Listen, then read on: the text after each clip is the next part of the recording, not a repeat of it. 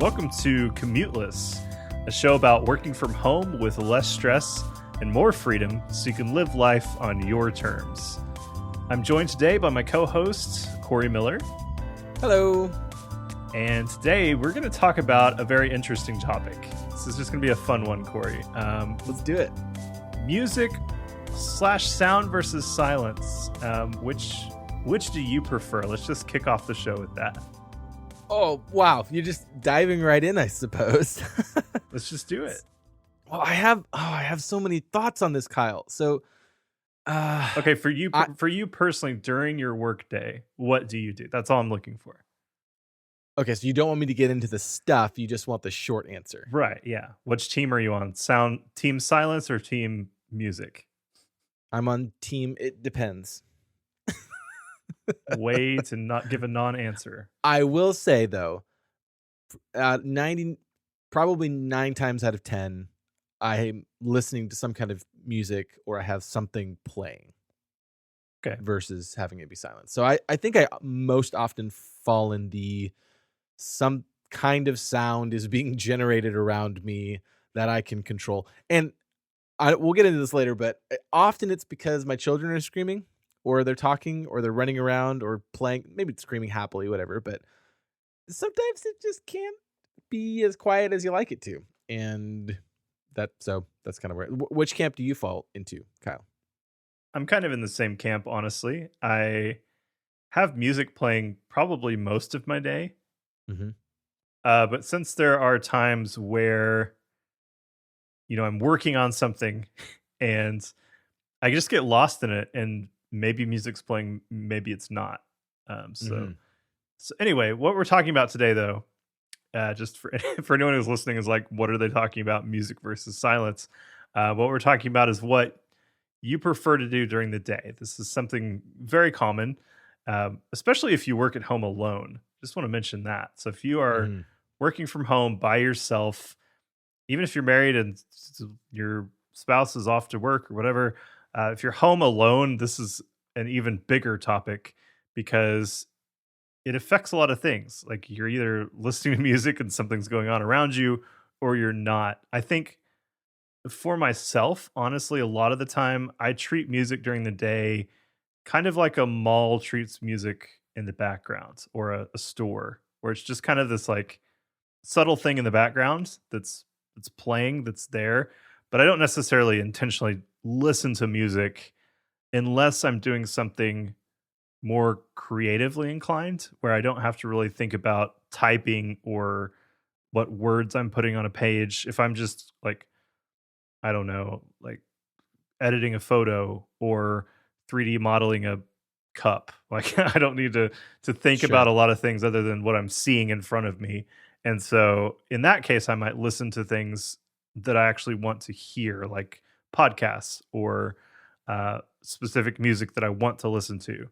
But during the day, it's kind of like, I think about a coffee shop too. Like so many people love to work in coffee shops. And I think a big part of working in a coffee shop is that not only are you kind of around people more than you might normally be, but also there's that sound, there's that background noise that's kind of just keeping your brain. I don't know. There's something that happens with your brain. If it's too silent, things can just kind of get weird. So, yeah, there's even apps that you can get that generate that sound.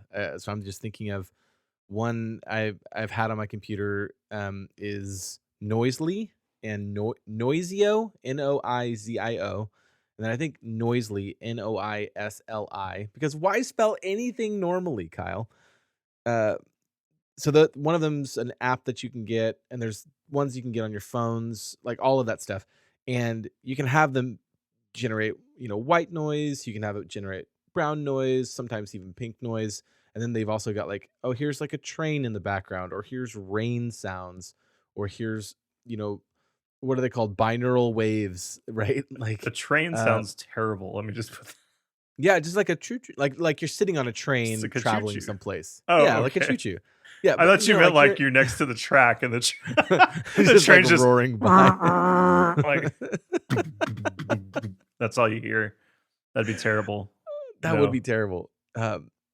There's an app that I use often to fall asleep fall asleep to called Headspace. It's a meditation app, and they have these ones called sleep casts. And you just put in your headphones or on your headphones, or you have a speaker next to you, or whatever. And it's just kind of this lulling background sound with somebody kind of narrating, kind of a it's like a sleep podcast kind of a thing. It's really calming.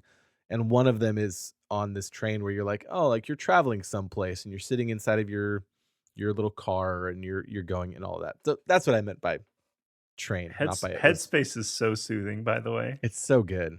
It's so good. It's it's just like you're currently on a train. I know. The train is going very slowly.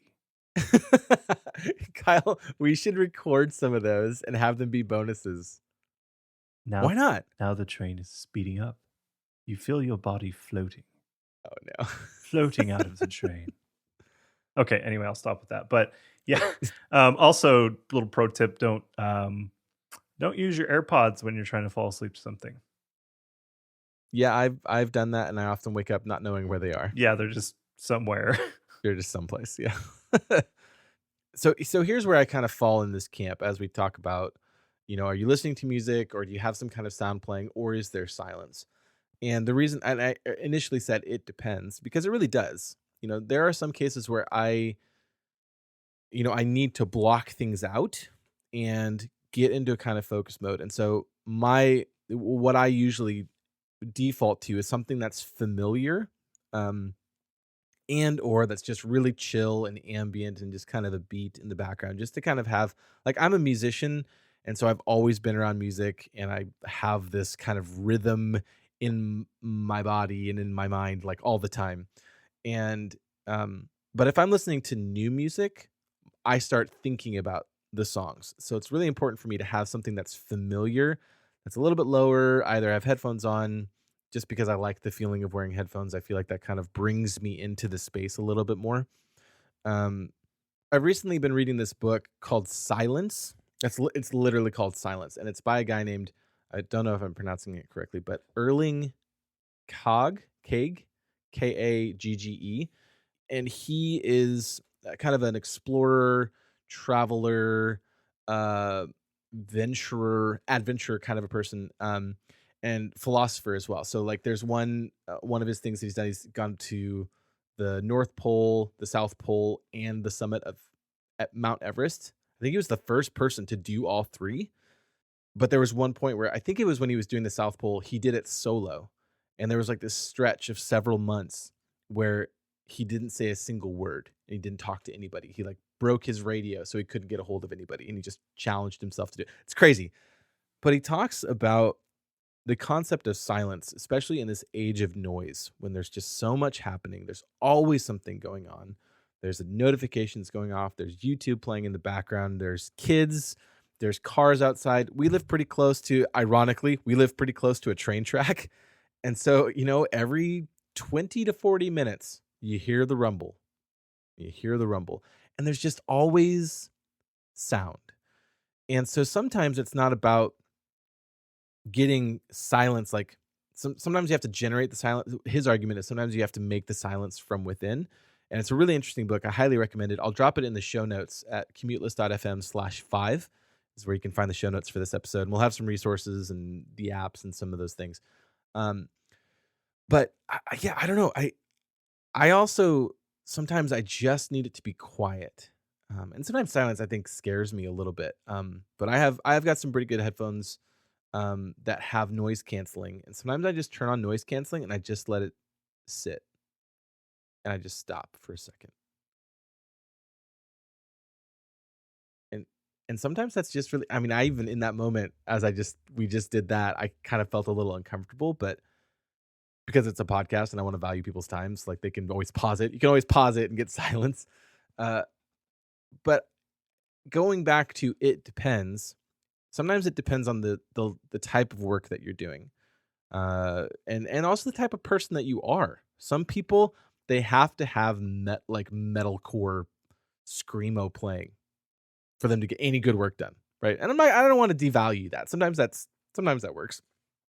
Other people play opera. Sometimes people don't listen to anything. What I do advise against is like podcasts while you're working or YouTube videos while you're working, unless it's like a tutorial type thing, because then your brain is processing information differently and it's really, really hard to context switch unless it's literally like I'm watching this YouTube video for my work. I don't know. I kind of land on different sides of that depending on the day. Um, but that's kind of my yeah, I don't know. I'm babbling at this point, but I don't know if you have any follow-up thoughts on that. Yeah, there's a time during every day, and it's funny because recently my wife's been working from home with me, and there's this time every day where our daughter, she's 18 months old, so she's still on that pattern of going to take a nap. And so there's this time every day right before or during, either right before or right after lunch, where she takes a nap. And she usually sleeps about 2 hours. She's such a good sleeper, Corey. Like, she sleeps like 12 hours at night with no interruptions, and then Sounds really nice, Kyle. has like Sounds really nice. 2 hour naps. She's Wait, awesome. what? Yeah, yeah. Oh my gosh. But as soon as she goes down for a nap, there's this time we live. Uh, we definitely don't live in the country. Like, we live.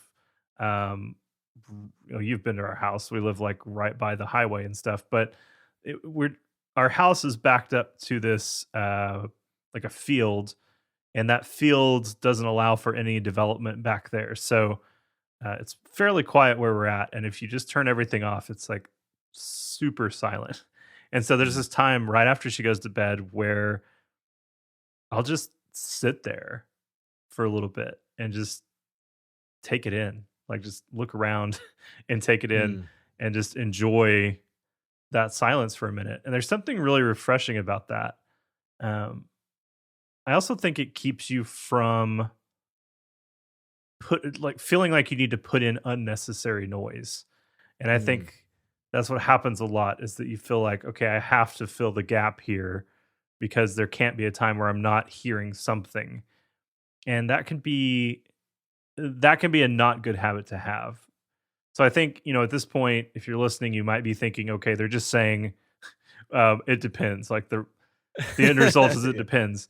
And Yep. really, it's not. I mean, it does depend on how you work best.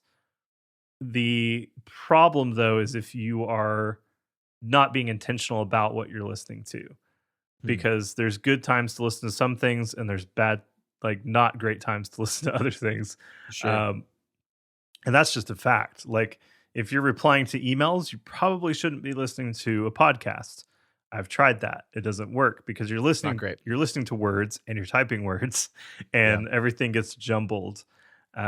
However, if you are, like today, Corey, I'll be honest, I was working on some of our show artwork and I was watching a YouTube video. I have two screens for my computer, so I was watching YouTube video, kind of listening to it, and then I was also working. But the work I was doing didn't require me to focus on words or focus on anything being said. And so I knew in that moment, as you become aware of this, if you're really intentional about it, you start to find out what are the good times to do this thing or that thing. Right. And so I think that's really the takeaway here, is to understand what works for you and do that every time instead of trying to force things on yourself or get distracted with some things. Yeah. There's always, all those articles and all of those that everybody wants to say, "Oh, these are the tracks to listen to get the focus." You go on Spotify and you just type in focus and there's all of these focus, quote unquote, focus playlists. And for some people that might be the case. Totally. Like having piano music playing in the background, etc., etc. Like maybe that's really relaxing for some people.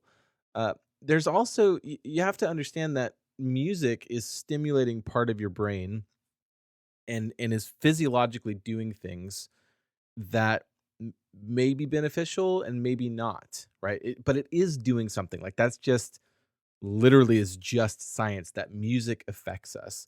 And if the music that you're listening to is impacting your work negatively, You may not even know for a while. You may even just be like, "Oh, well, I was just listening to my music. This is the music that I jam to." But maybe you didn't know that because you were jamming, maybe the thing that you were doing, you were jamming too much to really kind of get into it, right? So for me personally, I like to listen to instrumental, familiar, or more ambient, so there's not like a clear melody, and I just let it kind of go. Like sometimes I listen to piano music, sometimes I listen to just kind of chill artists that don't have a lot of. There's not a lot going on there. It's just kind of a whatever background. Um, and but for the most part, I try and make it a little bit more familiar and I guess disinteresting almost, like I don't know, maybe that's just me, I like try to just find all the lame bands. yeah, like I don't want to be working there and then all of a sudden go like I have to stand up and get my groove on, you know what I mean? Like I just want it to be there to accompany me on the journey of my day. Like, and I know that sounds so hipster to say it that way, but and again, this is a tool. I think that's another thing. Another way to look at it is the music, the silence. Like these are all things that you can throw into your work toolbox, and sometimes it does a job. Sometimes it's literally to block out the world around you, and there's value in that.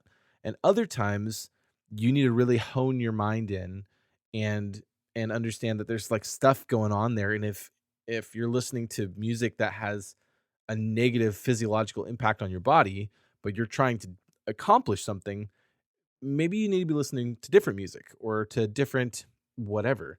Um, I really don't think it's possible to get good focus work done while listening to podcasts. I just I will say maybe though, I can get good focused artwork done while listening to a sure, podcast. sure, and that's another thing of why it depends, right? So for me, I work with words in doing coding typically all the time. So for me, podcasting doesn't work that much. But for somebody maybe who paints or does art or some other career where they're just like, okay, I'm just going through the motions. I'm doing this thing that I always do every single day. Maybe that would be helpful. And maybe that helps get your day done a little bit better. So maybe I'm going to step back a little bit on that. Maybe I won't hold as strong of opinion. But also I would mention, just like the music you're listening to, the topic, the type of podcast you're listening to, that will also play into how you're feeling, Yes. what comes out of you during that time, what kind of Yeah. mood are you in? Um, and one interesting thing I've done, Corey, that's worked really well, it's like it seems kind of weird, but in the context of this show, I think it's helpful. Sure. Uh, so at one point, I was really struggling with this because I wanted to listen to a bunch of podcasts. I wasn't able to focus like I wanted to.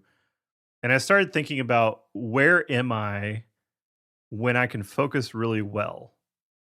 And for me, going to a coffee shop and sitting there, and specifically a coffee shop here locally, like going there, sitting there and working, I get a lot done. Like even my Mm. wife, like we've not so much since we've had a baby, but before that we would go to like a on Saturday we'd go to this specific coffee shop and we'd sit there and we'd work and we'd get so much more done. And so I started thinking about, like, how do I replicate that environment for myself? How do I get that productivity from my own environment at home? And one thing I started doing, I installed Shazam on my laptop, and I just had there's a the app on Mac just lets you, like, in the background, it'll just constantly listen for a new song. And so when that new song plays, it just continuously gives you the name of the track. And so I started sourcing a lot of my music from the coffee shop, like just Oh, nice. Okay. finding out, what are they playing? What is the music that's playing while I can actually focus? Hmm. And so I have, entire playlists that are just songs that I've heard there that I liked. I mean, you still have to like the music, but I liked it, and so I just kind of created this playlist, and that's part of what I'll play in the background when I work, and it works for me.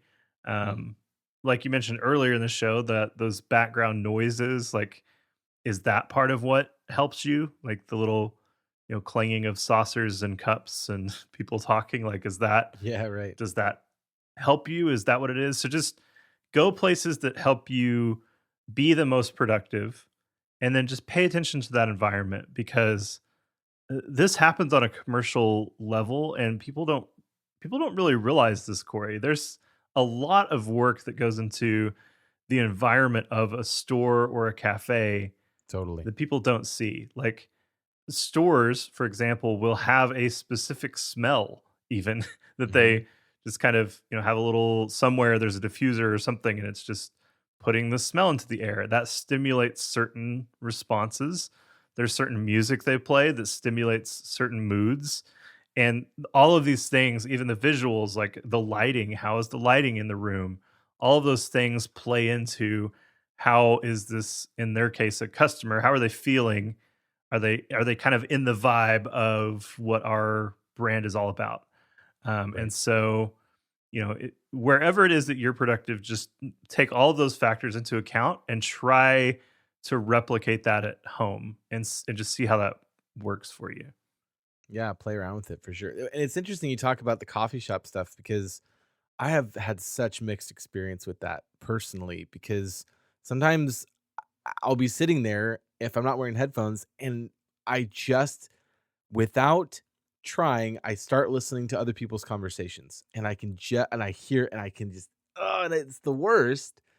And the worst is even when you're sitting in a place, if you're in a town where you know people and you're getting in the groove and someone walks in and they're like, "Hey, how's it going?" Ah, da, da, da, da," and they want to like make small talk and you're like, "I came here to work." The worst is the even worst part of that is when you have headphones on and they come over like they want to talk to you, but you're like, "I tried to signal to you earlier before this encounter that I was like I didn't want to talk to you because I'm wearing these headphones."